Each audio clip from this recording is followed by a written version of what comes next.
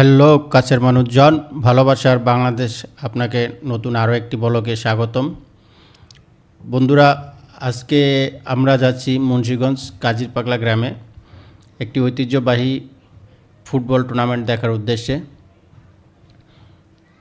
এই মুহূর্তে আমার সাথে আছে মুন্না ভাই, আর মুন্না ভাই, রিগেন ভাই, ওনাদের আমন্ত্রণে আমি ওইখানে যাওয়া। এখন আছি রোহিতপুর একটি মাদ্রাসা। দেখেন, একটি এতিমখানা মাদ্রাসা, কত সুন্দর। মানে সেই ঢাকার মধ্যে, ঢাকার এত কাছাকাছি একটা গ্রামের মতো জায়গা, সেখানে এত বড় পুকুর, তারপর অনেক বিশাল বড় এরিয়া নিয়ে, বিস্তার একটা এরিয়া নিয়ে এই মাদ্রাসাটা। দেখেন কত সুন্দর একটা মাদ্রাসা। মানে না দেখলে বুঝতেই পারতাম না যে এইখানে এইরকম একটা মাদ্রাসা আছে। আমরা যাচ্ছি এই মুহূর্তে মুন্সিগঞ্জ কাজিরপাগলা গ্রামে একটি ঐতিহ্যবাহী ফুটবল টুর্নামেন্ট দেখার উদ্দেশ্যে। আচ্ছা, এই টুর্নামেন্টকে ঐতিহ্যবাহী বলার কারণ হচ্ছে এই কাজিরপাগলা গ্রামের ঐতিহ্যবাহী বাড়ির একজন বিশেষ মানুষের নামে টুর্নামেন্টটা ছাড়া হয়েছে। তার নাম হচ্ছে বীর মুক্তিযোদ্ধা মরহুম আলহাজ আবুল হোসেন। এই আলহাজ আবুল হোসেন স্মৃতি টুর্নামেন্ট দেখার উদ্দেশ্যে মূলত যাওয়া। তার ছেলে হচ্ছে রিগেন ভাই, তিনি আমাকে আমন্ত্রণ করেন যে ভাই আসেন, আমার বাবার নামে একটা টুর্নামেন্ট ছাড়া হয়েছে, আসেন। তো আমিও ফুটবল খেলা ছোটোবেলা থেকে পছন্দ করি, সেই জন্যে মূলত যাওয়া। এই রিগেন ভাই, তার আমন্ত্রণেই আমার আর কি আসা। আমাদের এইখানে আসা, আর এই রিগেন ভাইয়ের সম্পর্কে দু একটা কথা না বললেই না। এই মানুষটা খুবই ভালো মনে একজন মানুষ। এই মুহূর্তে আছি আমরা মুন্সিগঞ্জের একটি রাস্তা, গ্রামের রাস্তার মধ্যে। দেখলাম যে অনেকগুলো তাল গাছ, তাই নেমে একটু সৌন্দর্য উপভোগ করে নিলাম। দেখেন আশেপাশে কত সুন্দর এক দৃশ্য, সরিষা ক্ষেত, তারপর কুয়াশা মাখা সকাল, মানে খুবই ভালো লাগলো, তাই এখানে একটু দাঁড়িয়ে নিলাম। যাই হোক, আমি পূর্বের কথায় ফিরে যাই। দেখেন, এই টুর্নামেন্টের শুরু থেকে শেষ পর্যন্ত সম্পূর্ণ ব্যয় বহন করেছেন রিগেন ভাই। এলাকার লোকজনের সাথে কথা বলে যতটুকু জানতে পারলাম, এই এলাকার অনেক অসহায় পরিবারকে উনি সাহায্য সহযোগিতা করেন, কিন্তু তার সত্য হচ্ছে এটা গোপন রাখতে হবে। ঠিক তেমনি করেছেন এই অনুষ্ঠানের বেলাতেও। এই টুর্নামেন্টের প্রধান অতিথি করেছেন সাবেক কোনো এক দলের স্বাস্থ্য প্রতিমন্ত্রী ছিলেন এই মিজানুর রহমান সিনহা সাহেবকে। এই সিনহা সাহেব রিগেন ভাইকে অনেকবার স্টেজে ডেকেছেন, রিগেন আসো, এদিকে বসো, কিন্তু তিনি আসেননি। অথচ তিনি সাধারণ মানুষের ভিড়ে গিয়ে দাঁড়িয়ে খেলা দেখতেছেন। তার নাকি এমনটাই বেশি ভালো লাগে।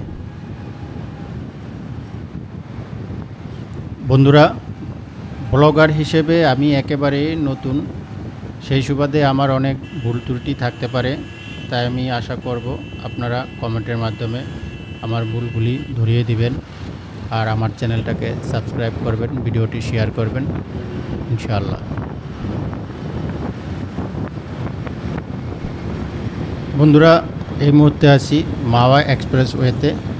দেখেন বন্ধুরা, কত সুন্দর রাস্তা। আসলে মাঝে মাঝে নিজেকেই বিশ্বাস করতে পারি না যে এটা আমার দেশের রাস্তা। যাই হোক, ভাবতেই অনেক ভালো লাগে যে এটা আমার দেশ। আলহামদুলিল্লাহ, এই দেশে আমি জন্মগ্রহণ করেছি, খুবই ভালো লাগে। দেখেন কত সুন্দর রাস্তা।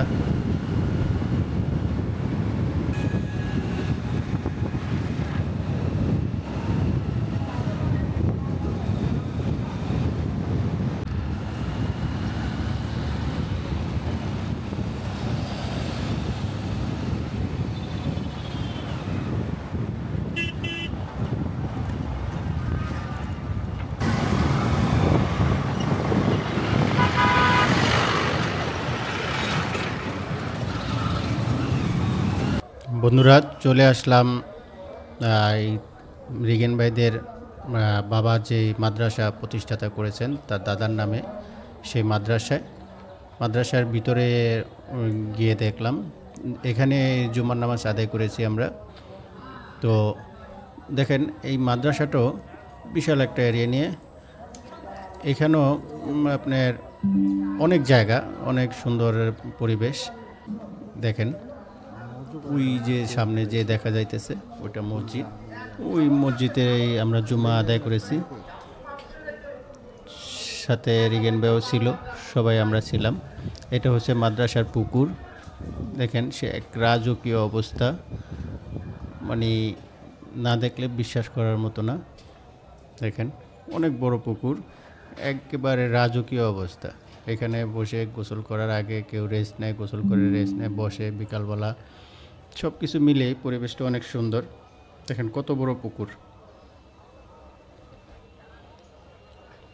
ওই যে সাথে আছে মুন্না ভাই দাঁড়িয়ে আছে, সৌন্দর্য উপভোগ করতেছে। দেখেন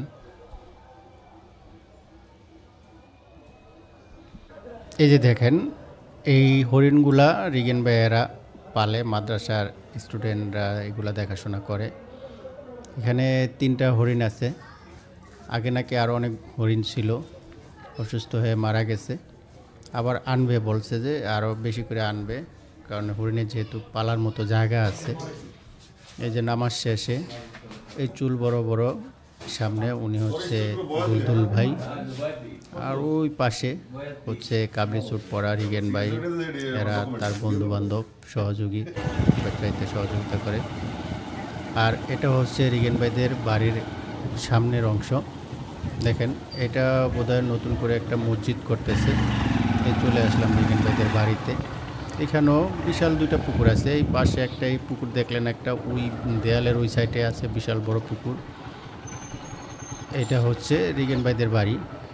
ওই রিগেন ভাই নামলেন, কাবলি স্যুট পরা, সাদা কাবলি স্যুট পরা যে রিগেন ভাই, সাথে ওই যে দুলদুল ভাই আছে, তার বন্ধুবান্ধব, আমরাও সাথে ছিলাম। এটা হচ্ছে তাদের একটা পুকুর। এই হচ্ছে বাড়ি, অনেক আগের বাড়ি করা, তো মানে আগের বাড়িগুলা মূলত এরকমই হয় ডিজাইনগুলা। দেখেন এই খাওয়া দাওয়ার পর্ব, চলে আসলাম খাওয়া দাওয়া করতে।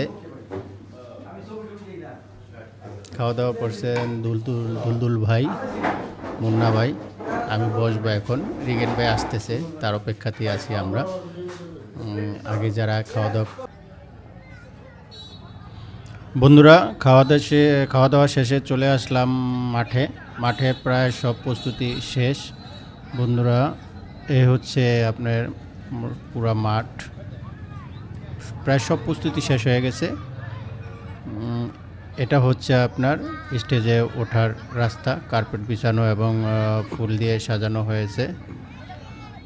স্টেজের কাজ সামান্য একটু বাকি আছে বোধহয়, ফুলগুলো আর কি সাজাবে এরকমটা বাকি আছে। দেখেন অনেক সুন্দরভাবে সাজিয়েছে।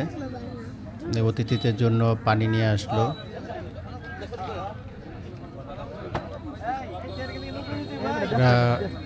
এরা যারা আছে এদেরকে সবাই রিগেন ভাই দায়িত্ব দিয়ে গেছে।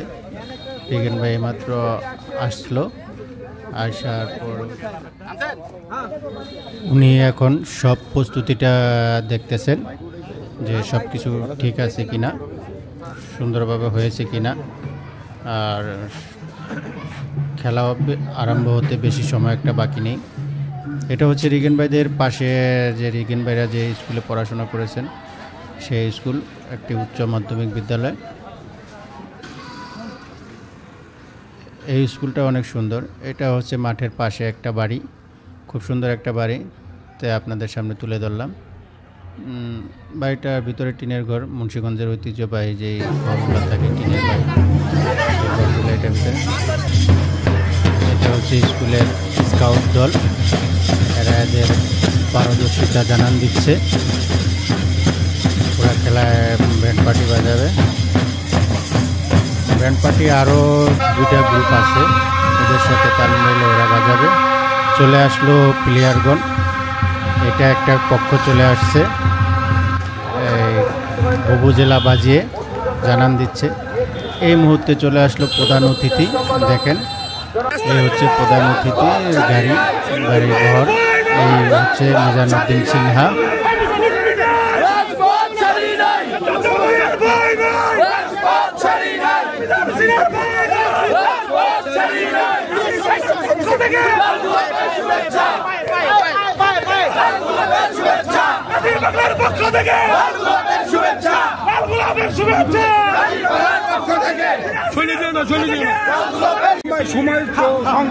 উনি এই মুহূর্তে একটা ক্লাবের মধ্যে বসে আছেন, বসে রিগেন ভাইয়ের সাথে পরামর্শ করলেন যে সব কিছু ঠিকঠাক আছে কিনা, যদিও আমি সব কিছু ক্যামেরাবন্দি করতে পারি না।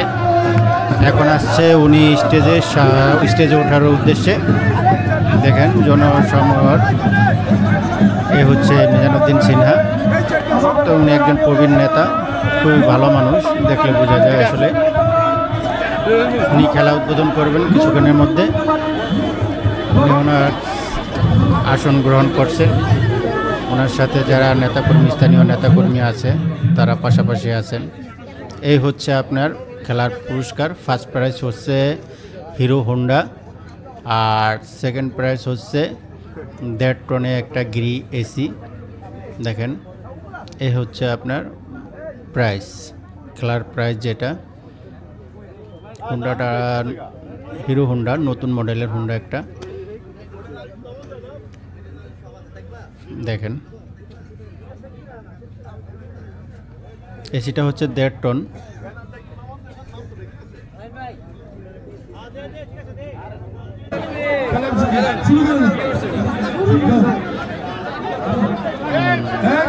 এই যে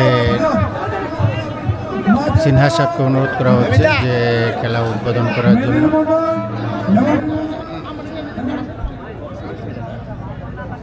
সামনে যারা আছেন তারা এলাকার স্থানীয় নেতাকর্মী, মহিলা নেতৃবৃন্দ।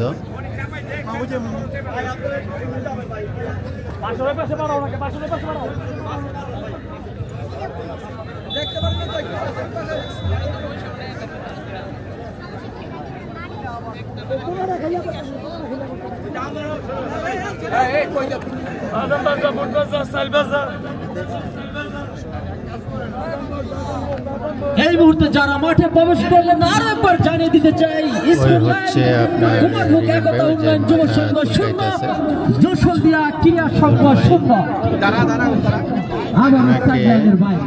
বললাম যে আপনি এদিকে আসেন, আপনার বন্ধুকে পাঠাইলেন। 7 নম্বর জার্সি পরিহিত খেলোয়াড় প্রস্তুত ছিলেন। 5 নম্বর জার্সি পরিহিত খেলোয়াড়, বল চলে গেল সাইড লাইনের বাইরে। ওনার পাশে দাঁড়িয়ে মাঠে কেউ প্রবেশ করবে না।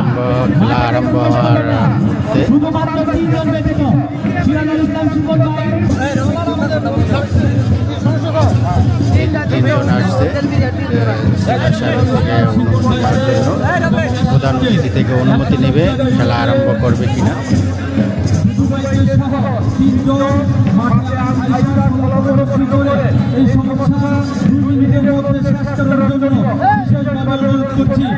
আমরা বলেছিলাম যে মেদিনীমন্ডল ইউনিয়নের বাইরে কোনো খেলোয়াড় থাকবে না।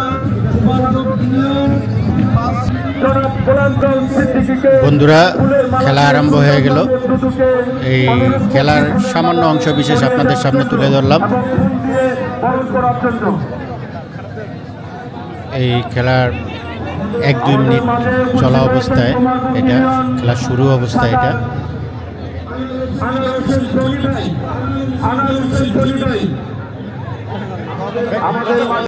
এটা হচ্ছে ওই মাঠের পাশেই একটা গ্রামের দৃশ্য, বিলে মানে আশেপাশে যে জায়গা, খোলা জায়গা। দেখেন সম্পূর্ণ গ্রাম, অনেক সুন্দর পরিবেশ। এখন প্রায় 5টা বাজছে। দেখেন কত সুন্দর জায়গা। বন্ধুরা চলে যাইতেছি আবার ঢাকার উদ্দেশ্যে।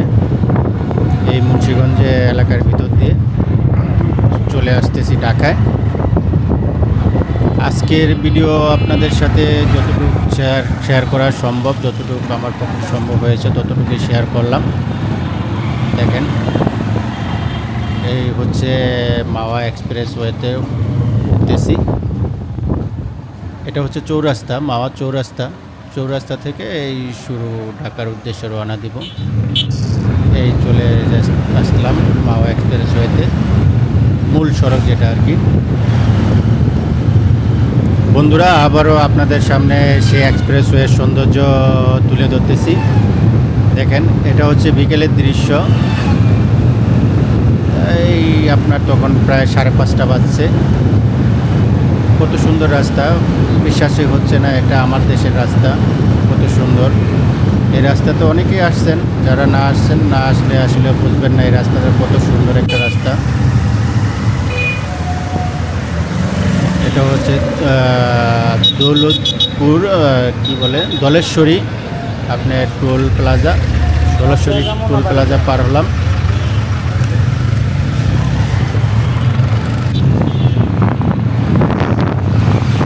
আবারও টোল প্লাজা ছেড়ে চলে আসলাম মূল রাস্তা হাইওয়েতে।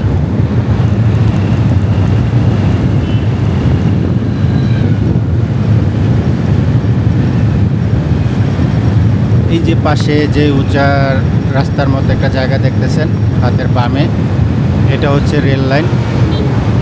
এটা আপনার খুলনা, মাওয়া, তারপর কি বলে ফরিদপুর, এদিক দিয়ে রেল সংযোগ যেটা পদ্মা সেতুর উপর দিয়ে গেছে ওইটা।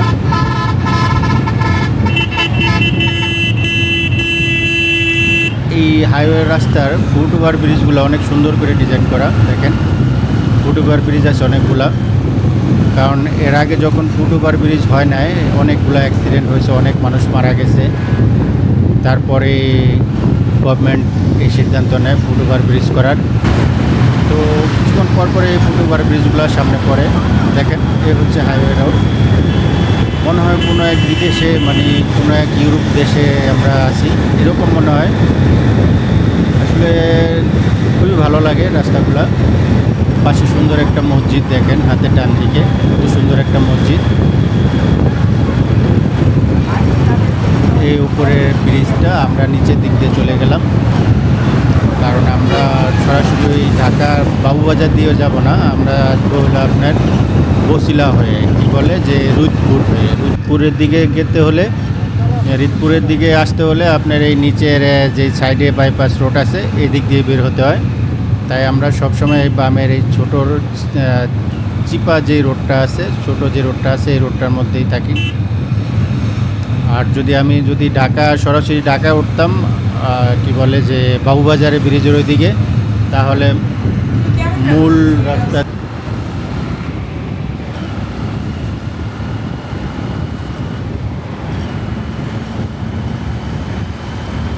দেখেন বন্ধুরা, গাড়িগুলা ছুটে চলা মানে এমনভাবে ছুটে চলছে যে কার আগে কে যাবে। আসলে এই জায়গায় রাস্তাটাই এমন যে এখানে স্লোভাবে চলার কোনো সিস্টেম নাই। এই রাস্তাতে উঠলে এমনিতেই 80, 90, 100, 120 অ্যাক্সেলেটার উঠে যায়, কারণ এই রাস্তাটা আস্তে চলার মতো রাস্তা না। খুব সুন্দর। এই দেখেন ব্রিজের পাশেই এটা একটা সামনে একটা ছোট নদীর মতো, এই নদীর উপর দিয়েই আপনার ব্রিজটা। দেখেন কত সুন্দর ব্রিজ। এরকম ব্রিজ অনেকগুলো আছে এক্সপ্রেসওয়ের মধ্যে। দেখেন এই ব্রিজটাও কত সুন্দর একটা ব্রিজ।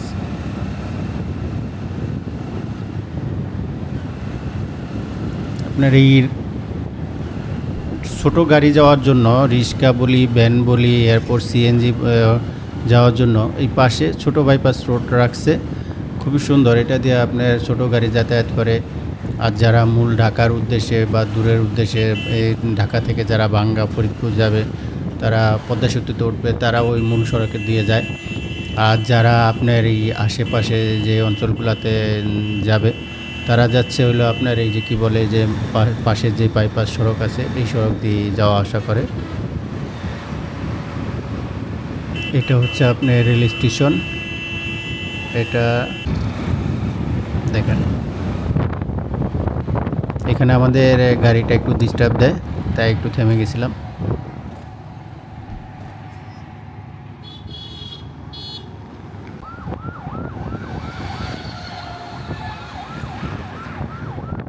কোনো একজন সরকারি, এই মুহূর্তে আমার মনে হয় যে কোনো এক উপদেষ্টার গাড়ি, সরকারি প্রটোকলে গাড়িটা যাচ্ছে। সামনে হুইসেল বাজিয়ে, সামনে পুলিশের গাড়ি আছে। যাই হোক, আমরা চলে আসলাম একেবারে আপনার রুদপুর ছেড়ে বসিলার একটা গ্রামের মধ্যে, যে আমরা একেবারে এই সামনে হচ্ছে আমার কিছু ছোটো ভাই বেরাদার, ওরা আমাদের সামনে আছে বলে থামালাম। আজকের মতো ভিডিওটা এখানেই শেষ করলাম। আল্লাহ হাফেজ, সালামু আলাইকুম, ভালো থাকবেন, সুস্থ থাকবেন, আলহামদুলিল্লাহ।